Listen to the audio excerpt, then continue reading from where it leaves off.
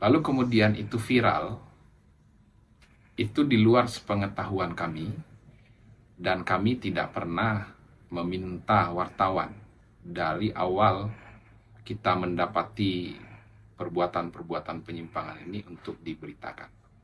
Wali Kota Bukit Tinggi, Sumatera Barat, Erman Safar, menggelar jumpa pers di rumah dinasnya di Belakang Balok, Selasa 27 Juni 2023 malam.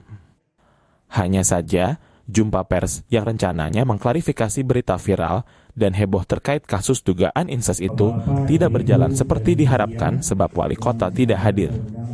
Kadis Kominfo Bukit Tinggi, Erwin Umar, menyampaikan wali kota tidak hadir karena ada acara di luar kota. Kata dia, untuk klarifikasi pemberitaan sudah disampaikan wali kota melalui video. Awalnya saya mendapatkan informasi dari lembaga resmi yang memperoleh izin dari Kementerian Sosial bahwa ada warga kami, warga Kota Bukit Tinggi, yang sedang direhabilitasi di tempatnya. Lalu saya berkunjung ke sana. Dalam kunjungan itu sebelumnya sudah disampaikan oleh pengelola, diduga ada perbuatan salah satu anak di dalamnya itu yang melakukan hubungan dengan ibunya. Lalu saya tanya langsung kepada anak. Si anak menyampaikan hal yang sama dan itu mengagetkan saya. Perbuatan ini harusnya tidak terjadi lagi di tengah masyarakat kami. Itu sekitar 3 bulan yang lalu.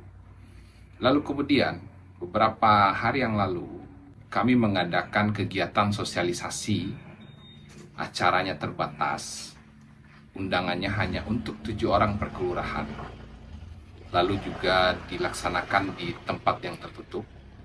Di sana saya sampaikan informasi-informasi penyimpangan seksual karena temanya itu adalah waspada pernikahan di bawah usia. Saya sampaikan keadaan-keadaan dengan bentuk informasi yang sudah kami olah lebih general begitu, tidak menyebut nama bahwa di Bukit Tinggi ini kami mendapatkan informasi ada anak yang berhubungan dengan orang tuanya, lalu juga LGBT, lalu korban pelecehan seksual anak, lalu bahaya narkoba, saya sampaikan semua. Lalu kemudian itu viral, itu di luar sepengetahuan kami, dan kami tidak pernah meminta wartawan dari awal kita mendapati perbuatan-perbuatan penyimpangan ini untuk diberitakan.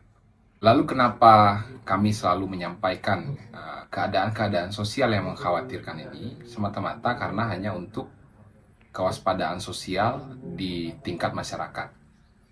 Jadi kami mengajak partisipasi dari rakyat itu untuk bersama-sama menanggulangi beberapa keadaan penyimpangan yang di Bukit Tinggi sudah terjadi begitu. Saya beberapa waktu kemudian sudah menghubungi pihak Polresta Bukit Tinggi untuk ditindaklanjuti secara hukum.